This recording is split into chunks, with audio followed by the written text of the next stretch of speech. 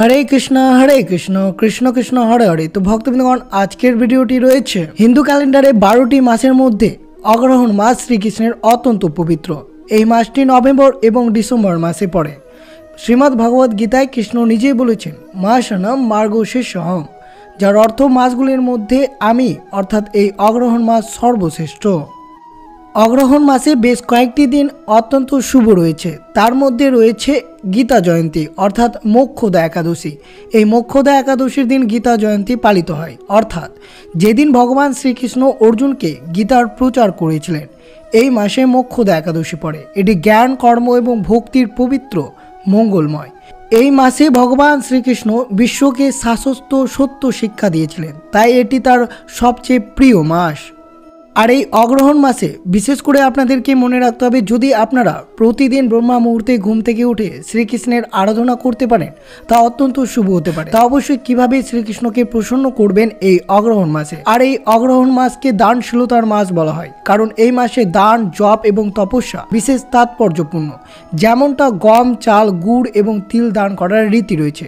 কৃষ্ণ বলেন, আমার কাছে আত্মসমর্পণই প্রকৃতি ভক্তি। এই মাসে করা দান শতগুণ ফল দেয়। কৃষ্ণ তার ভক্তদের উদারতা সন্তুষ্ট হন। বিশেষ করে যদি আপনারা এই অগ্রহণ মাস চলমান এই কয়েকটি কাজ, আর অবশ্যই জানবেন এই অগ্রহণ মাস চলমান আপনারা বেশ কয়েকটি খাবার আপনাদেরকে এড়িয়ে চলতে হবে। বিশেষ করে এই খাবারগুলো এই শুভ দিনে যদি গ্রহণ করেন তাহলে অবশ্যই পরিবারে অমঙ্গল এবং আর্থিক সংকট দেখা দিতে পারে, তা অবশ্যই সতর্ক থাকবেন। আর অবশ্যই ভক্তি সহকারে শ্রবণ করবেন। আপনাদের জন্য এই ভিডিওটি অত্যন্ত গুরুত্বপূর্ণ হতে চলেছে, তা অবশ্যই ভিডিওটি আপনারা শুরু থেকে শেষ পর্যন্ত ভক্তি সহকারে শ্রবণ করুন। আর চ্যানেলে নতুন হয়ে থাকলে দয়া করে চ্যানেলটিকে সাবস্ক্রাইব করবেন, লাইক করবেন, কমেন্টে ভক্তি ভালোবাসার শ্রদ্ধা দিয়ে জয় শ্রীকৃষ্ণের জয় লিখে দিতে ভুলবেন না এই শুভ দিনটিতে। অবশ্যই ভিডিওটি আপনারা শুরু থেকে শেষ পর্যন্ত ভক্তি সহকারে শ্রবণ করুন। বাংলা ক্যালেন্ডারে চলছে অগ্রহণ মাস, একে বলা হয় মাঘ শীর্ষ। বছরে 12টি মাসের মধ্যে শ্রেষ্ঠ বলেই মনে করা হয় এই মাসকে। এই মাসে শ্রীকৃষ্ণের পুজো করা খুবই শুভ। তাছাড়া অবশ্যই এই অগ্রহণ মাসের প্রত্যেকটি দিন যদিও বা না পারেন তাহলে অবশ্যই প্রতি বৃহস্পতিবার বিশেষ করে আপনারা শ্রীকৃষ্ণের পুজো আরাধনা করবেন।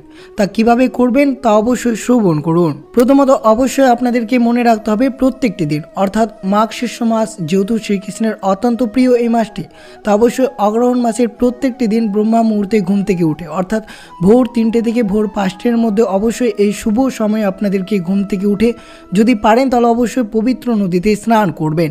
যদি সম্ভব না হয় তাহলে বাড়িতে 1 বালতি জলে আপনারা অবশ্যই গঙ্গা জল বা তুলসী পাতা মিশিয়ে স্নান করতে পারেন। স্নানের সময় অবশ্যই মন্ত্রটি আপনারা জপ করবেন, ওম নমঃ ভগবতে বাসুদেবায় নমঃ। এরপর অবশ্যই আপনারা পরিচ্ছন্ন বস্ত্র পরিধান করতে পারেন। বিশেষ করে যদি আপনারা পুজোর জন্য হলুদ বস্ত্র পরিধান করতে পারেন তা অত্যন্ত শুভ হতে পারে।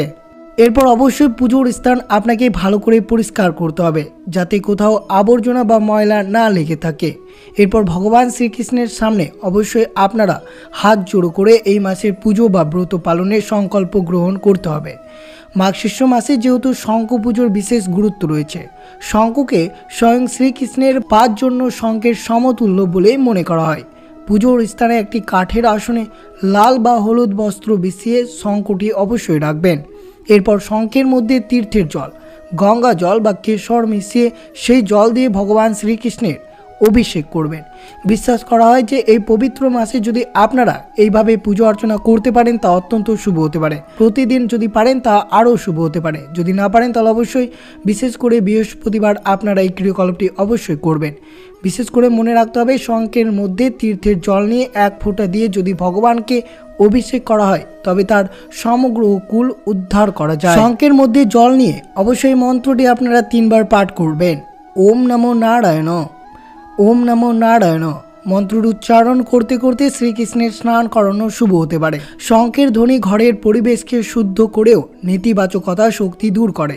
শঙ্খের মাধ্যমে অভিষেক করলে সমস্ত পাপ বিনষ্ট হয় এবং ধন সম্পদের বৃদ্ধি পায়।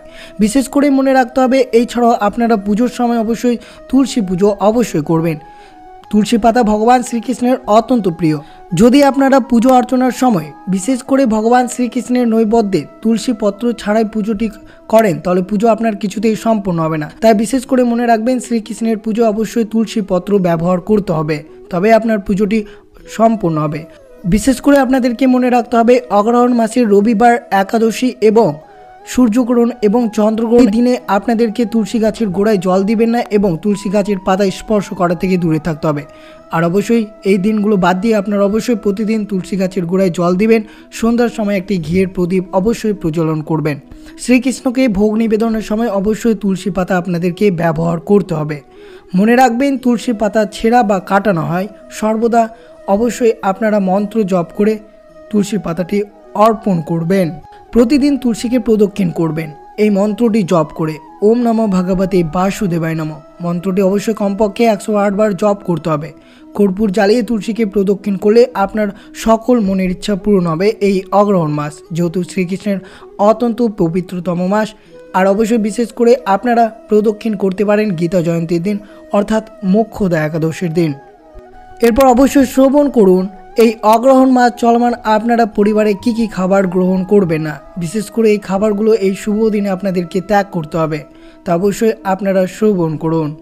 ভগবান শ্রীকৃষ্ণ এই মাঘশীর্ষ মাসে যেসব খাবারের কথা বর্ণনা করেছে, অর্থাৎ যেসব খাবার ত্যাগ করার কথা বলা হয়েছে, সেগুলো হচ্ছে শ্লোকে ভগবান শ্রীকৃষ্ণ সাত্ত্বিক খাবারের বর্ণনা দিয়েছেন, যা জীবন, পবিত্রতা, শক্তি, শাস্ত্র, আনন্দ ও প্রফুল্লতা বৃদ্ধি করে। এই খাবারগুলো রসালো, চর্বিযুক্ত, স্বাস্থ্যকর এবং হৃদয়কে আনন্দিত করে। কিন্তু বিশেষ করে তাজা ফল, শাকসবজি, গোটা শস্য, বাদাম, দুধ এবং অন্যান্য নিরামিষ খাওয়ার কথা তুলে ধরেছে। কিন্তু বিশেষ করে আপনাদেরকে মনে রাখতে হবে যেসব রাজসিক খাবারগুলো পড়ে, সেই সব রাজসিক এবং তামসিক খাবার একবারে, অর্থাৎ এই অগ্রহায়ণ মাস চলমান কিছুতেই গ্রহণ বা স্পর্শ করা উচিত নয়। তাই অবশ্যই শ্রবণ করুন অগ্রহায়ণ মাসে কি কি খাবার এড়িয়ে চলতে হবে। বিশেষ করে মনে রাখতে হবে অগ্রহায়ণ মাসের যেহেতু মোক্ষদা একাদশী রয়েছে, সেই মোক্ষদা একাদশীর দিন বিশেষ করে আপনাদেরকে পঞ্চরবি শস্য বাদ দিয়ে সকল ধরনের ফলমূল, টাটকা সবজি গ্রহণ করতে পারেন। যেহেতু পঞ্চরবি শস্যের মধ্যে এই একাদশীর দিন 4 রকমের পাপ বিরাজমান, তাই অগ্রহায়ণ মাসের এই মোক্ষদা একাদশীর দিন অবশ্যই যে সকল ভক্তরা এই ব্রতটি পালন করবেন তাদের পঞ্চরবি শস্য অবশ্যই ত্যাগ করতে হবে। যদি পঞ্চরবি শস্য গ্রহণ করেন তাহলে ব্রতের কোনো পুণ্য ফলাফল পাওয়া যায় না, তা অবশ্যই বিশেষ সতর্কতা থাকতে হবে। এছাড়া অবশ্যই আপনাদেরকে মনে রাখতে হবে এই অগ্রহায়ণ মাস চলমান বিশেষ করে আমিষ খাবার এড়িয়ে চলতে হবে, যা রয়েছে মাছ, মাংস, ডিম।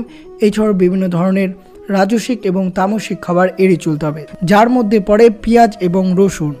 এছাড়াও আপনাদেরকে বিশেষ করে মনে রাখতে হবে কোনো ধরনের নেশা জাতীয় দ্রব্য আপনারা গ্রহণ করতে পারবেন না। অবশ্যই বিশেষ করে মনে রাখতে হবে এই অগ্রহায়ণ মাস চলমান ভারী খাবার খাওয়া সম্পূর্ণরূপে নিষিদ্ধ রয়েছে।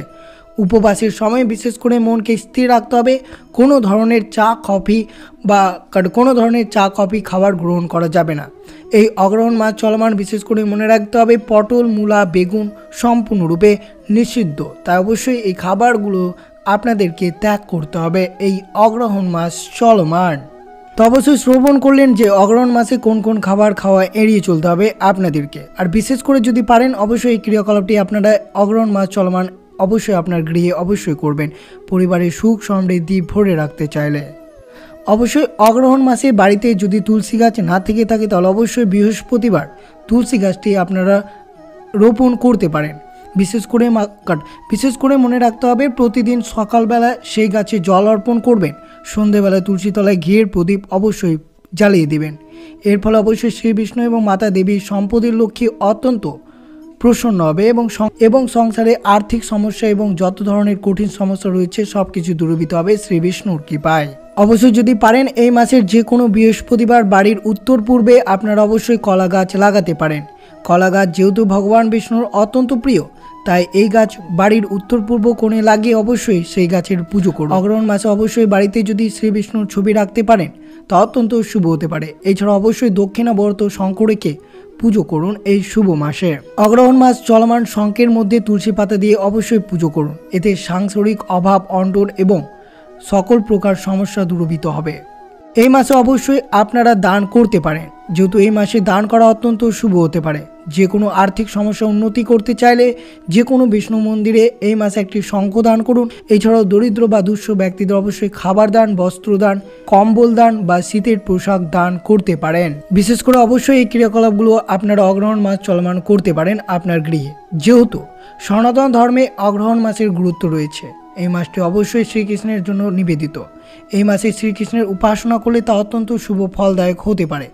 এই মাসে সঠিকভাবে এবং সঠিক নিয়মে ভগবান শ্রীকৃষ্ণের আরাধনা করলে সাধক কাঙ্ক্ষিত ফল লাভ করতে পারে এবং পরিণামে মোক্ষ লাভ অবশ্যই লাভ করতে পারেন। বিশেষ করে মনে রাখতে হবে আপনাদেরকে এই অগ্রহণ মাসে বিষ্ণুর সহস্রনাম, ভগবদ গীতা বা গজেন্দ্র মোক্ষ পাঠ করা অত্যন্ত শুভ হতে পারে। এই অগ্রহণ মাসে অবশ্যই আপনারা পূর্ণিমা বা অমাবস্যাতে গরু, কাক, কুকুর বা পিঁপড়েকে অবশ্যই রুটি খাওয়াতে পারেন, তা অত্যন্ত শুভ হতে পারে। এই মাসে অবশ্যই যদি আপনারা গরিব বা দুঃস্থ ব্যক্তিদেরকে দান করতে পারেন তা আরও শুভ হতে পারে। কিন্তু মনে রাখবেন এই মাসে দই বা বাটার মিল্কের মতো ঠান্ডা জিনিস ব্যবহার করা থেকে বিরত থাকতে হবে। অগ্রহণ মাসে অবশ্যই আপনাদের যেসব খাবার এবং সবজি নিষিদ্ধ থাকলেও তার মধ্যে অবশ্যই জিরা খাবারটি আপনাদেরকে ত্যাগ করতে হবে। বিশেষ করে মনে রাখতে হবে এই সব জিনিস আপনাদেরকে মাথায় রেখে এই অগ্রহণ মাসটি অতিবাহিত করতে হবে। আর এই অগ্রহণ মাসে এই মন্ত্রগুলো জপ করতে পারলে তা অত্যন্ত শুভ ফলদায়ক হতে পারে। অবশ্যই ভগবান বিষ্ণুর মহামন্ত্রটি আপনারা জপ করতে পারেন, ওম নমঃ ভগবতে বাসুদেবায় নমঃ, এবং শ্রীকৃষ্ণের মহামন্ত্রটি জপ করতে পারেন, যেটি রয়েছে হরে কৃষ্ণ কৃষ্ণ কৃষ্ণ হরে হরে, হরে রাম রাম রাম হরে হরে। এই মহামন্ত্রটি অবশ্যই নিয়মিত 108 বার জপ করতে হবে শ্রীকৃষ্ণের এবং শ্রী বিষ্ণুর পুজোর আরাধনার সময়। বিশেষ করে এইভাবে এই অগ্রহণ মাসটি দিনটি আপনাকে অতিবাহিত করতে হবে। আর যেসব খাবারগুলো আপনাদের তুলে ধরলাম সেই সব খাবার এড়িয়ে চলবেন এই অগ্রহণ মাস চলমান। তো অবশ্যই আপনাদের সাথে সব কিছু বিস্তারিতভাবে আলোচনা করা হলো। তো এই ছিল ভিডিওটি ভালো লাগলে অবশ্যই চ্যানেলটিকে সাবস্ক্রাইব করবেন, লাইক করবেন, কমেন্টে ভক্তি, ভালোবাসা, শ্রদ্ধা দিয়ে জয় শ্রীকৃষ্ণের জয় লিখে দিতে ভুলবেন না, এবং ভিডিওটি আপনার আত্মীয় ভক্ত বা বন্ধুদের সাথে অবশ্যই শেয়ার করবেন। সুস্থ থাকবেন, সতর্ক থাকবেন। জয় শ্রীকৃষ্ণ, রাধে রাধে।